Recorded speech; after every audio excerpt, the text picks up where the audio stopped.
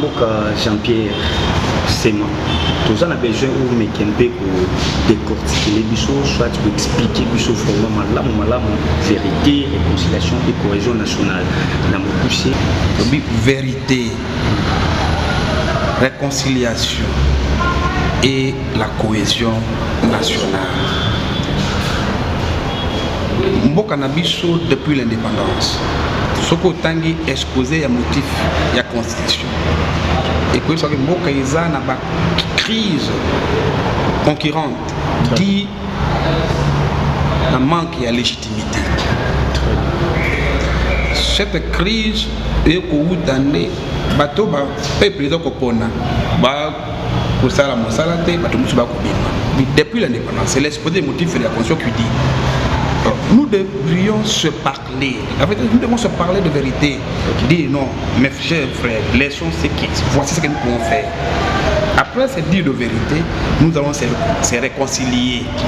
Et en se réconciliant, on se pardonne, on met le Congo comme notre papa devant et qu'on a la cohésion nationale pour nous permettre de sauver cette République. Ça, c'est là, mon cher frère, de ça, le gouvernement de l'Union nationale, beaucoup vont dans le dialogue sans vérité, sans réconciliation et pour ça les mater. C'est pourquoi nous voudrions qu'à travers ça, que le vrai citoyen, notre engagement pour la citoyenneté et le développement. Les vrais citoyens qui ont le souci, Yamboka Oyo, doivent se mettre et ils doivent se parler. Ils se parlent et en respectant des valeurs de citoyenneté qui vont nous amener au patriotisme, qui nous amène à l'amour du patrie et qui en aimant la patrie, on ne peut pas prendre les armes pour le pays, on ne peut pas prendre les armes pour tuer ses propres frères, on ne peut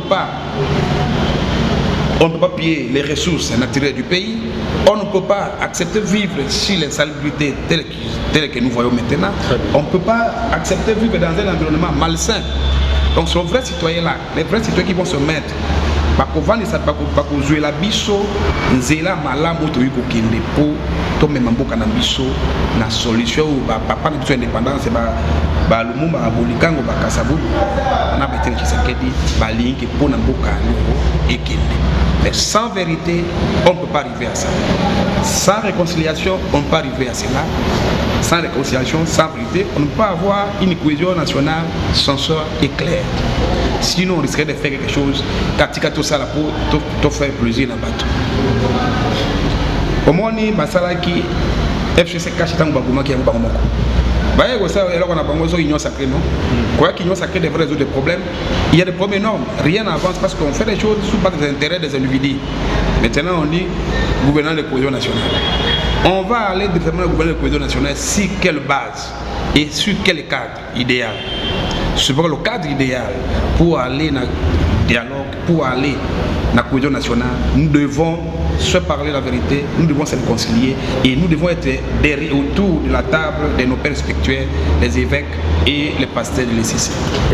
Na nyonso oyo uti koloba baimboka balangi malamu ezali ba propos oyo ezalaki ya mwana mboka Jean-Pierre. Parce que j'ai vu ici vos valeurs ici, civisme, travail, justice.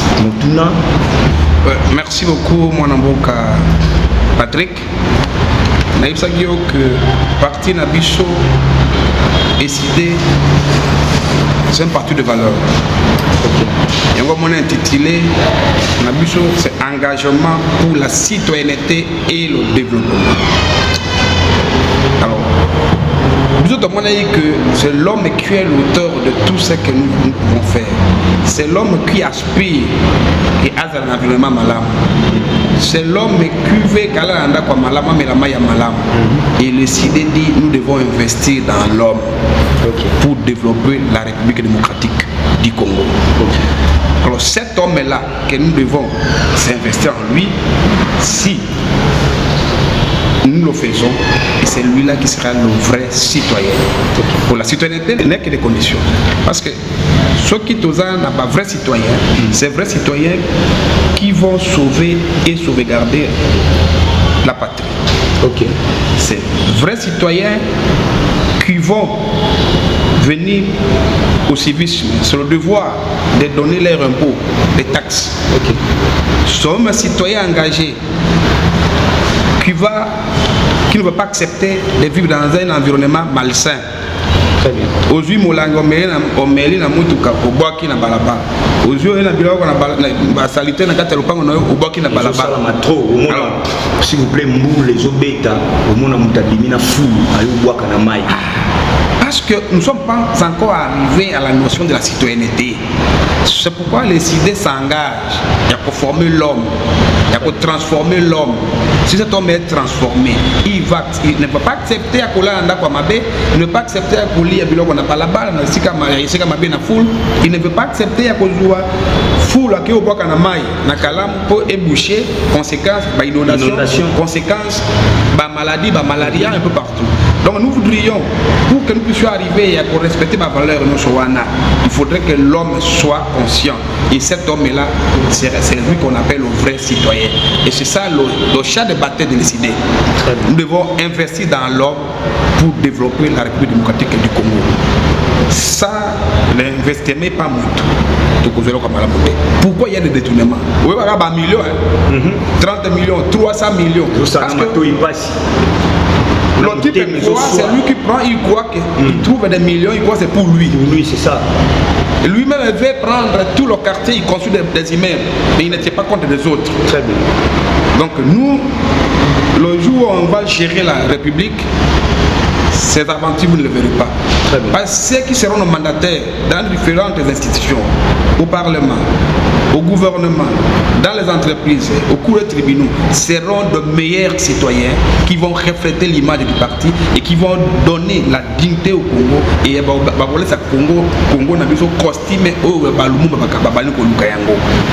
cette veste ne sera portée que derrière les vrais citoyens qui aiment le pays et qui aiment son environnement et qui aiment vivre heureux dans sa nation. Très bien.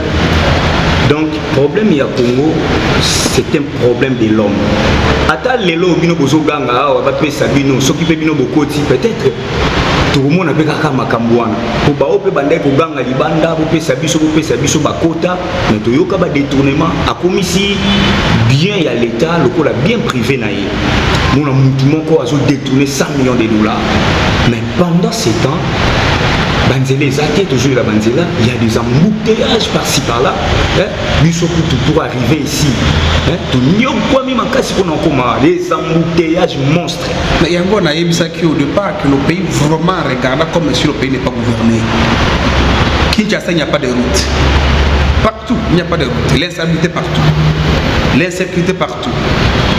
Or, quelle est la mission principale du pouvoir?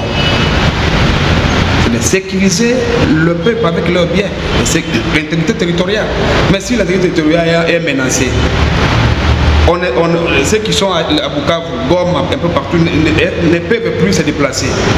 Est-ce que le pouvoir fait son travail? Et dans le pays sérieux, qu'est-ce qu'on devait faire? On devait arriver à quoi? À une démission. On devait démissionner. Pouvoir que non, on n'a pas pu atteindre ce que nous on voulait. Et conséquence, j'ai démissionné. Comme un vrai citoyen, j'ai démissionné.